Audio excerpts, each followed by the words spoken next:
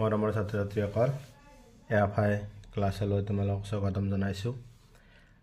আমি আজি আলোচনা কৰোঁ এবাৰ মেট্ৰিকৰ আহিবলগীয়া মেথছৰ আমাৰ লং কুৱেশ্যন 4 নম্বৰ কুৱেশ্যনৰ কিছুমান মোষ্ট ইম্পৰ্টেণ্ট কুৱেশ্যন। প্ৰথম কথা হ'ল ব্লুপ্ৰিণ্ট অনুযায়ী ব্লুপ্ৰিণ্ট অনুযায়ী আমাৰ লং কুৱেশ্যন আহিব 4 নম্বৰৰ বাবে আমাৰ বহুপদ আৰু অংকনৰ পৰাই। পোনপ্ৰথমে আমি বহুপদৰ পৰা কি আহিব পাৰে সম্ভাৱ্য সেইখিনি আমি চাই লওঁ। প্ৰথম ইয়াৰ এটা কুৱেশ্যন আছে চোৱা, উদাহৰণ 2 56 পেজত x² + 7x + 10 দ্বিঘাত বহুপদটোৰ শূন্যবোৰ উলিওৱা আৰু এই শূন্য আৰু সহগবোৰৰ মাজৰ সম্পৰ্ক পৰীক্ষা কৰা। এইটো মোষ্ট ইম্পৰ্টেণ্ট 4 নম্বৰৰ বাবে। তাৰ তলত এটা আছে তোমাৰ উদাহৰণ 3, একেধৰণৰ কুৱেশ্যনে, গতিকে এই দুটা কুৱেশ্যন চাই যাবা ধুনীয়াকৈ, নিশ্চয় ইয়াৰ তাৰ সম্ভাৱনা আছে। তাৰপিছত আমাৰ উদাহৰণ 8, দুটা বহুপদ দিয়া আছে, এটা কান্তটোৱে হৰণ কৰি বিভাজন কলন বিধিটো সত্যাপন কৰিব দিছে। এইটো কুৱেশ্যন আগতো আহিছে, গতিকে মোষ্ট ইম্পৰ্টেণ্ট 4 নম্বৰৰ বাবে। তাৰপিছত আমাৰ নেক্সট 4 নম্বৰৰ বহুপদৰ পৰা আহিবলগীয়া আমাৰ 1 নম্বৰৰ যিটো অনুশীলনী 2.3ৰ 1 নম্বৰৰ 2 নম্বৰ কুৱেশ্যনটো, px এটা বহুপদ দিয়া আছে, gx এটা বহুপদ দিয়া আছে, gxৰে pxক হৰণ কৰি ভাগফল ভাগশেষ নিৰ্ণয় কৰিব লাগে।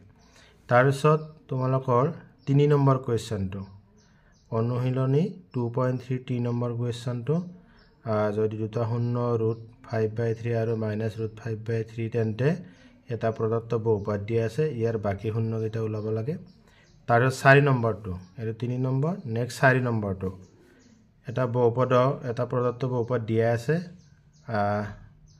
তাৰ gxৰে হৰণ কৰাত ভাগফল x - 2 আৰু ভাগশেষ -2x + 4 পোৱা গ'ল, gxৰ মানটো উলিয়াব দিছে। তাৰপিছত আমাৰ এই 6 নম্বৰৰ 2 নম্বৰ কুৱেশ্যনটো, ইয়াৰ এটা বহুপদ দিয়া আছে, বহুপদৰ দুটা শূন্য √3 আৰু -√3 দিয়া আছে, ইয়াৰে বাকীকেইটা শূন্য নিৰ্ণয় কৰিব দিছে।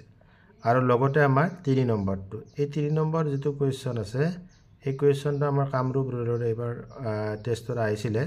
গতিকে x⁴ - 2x³ - 26x² + 54x - 27 বহুপদটোৰ দুটা শূন্য 3√2 আৰু -3√2, ইয়াৰে বাকী এটা শূন্য নিৰ্ণয় কৰা। তাৰপিছত মোষ্ট ইম্পৰ্টেণ্ট কুৱেশ্যন 7 নম্বৰৰ 1টো, ইয়াৰ এটা বহুপদক আন এটা বহুপদৰে হৰণ কৰাত ভাগশেষটো -15 পোৱা গ'ল, ভাগফলটো উলিয়াব দিছে। গতিকে বহুপদ চেপ্টাৰটোৰ পৰা এইখিনি কুৱেশ্যন তোমালোকে চালে 4 নম্বৰ এটা কেৰি কৰিব পাৰিবা। নেক্সট আমাৰ 4 নম্বৰৰ কাৰণে তোমালোকৰ অংকন চেপ্টাৰটোৰ পৰা এটা কুৱেশ্যন আহিব, 4 নম্বৰ অংকন কৰিব দিব।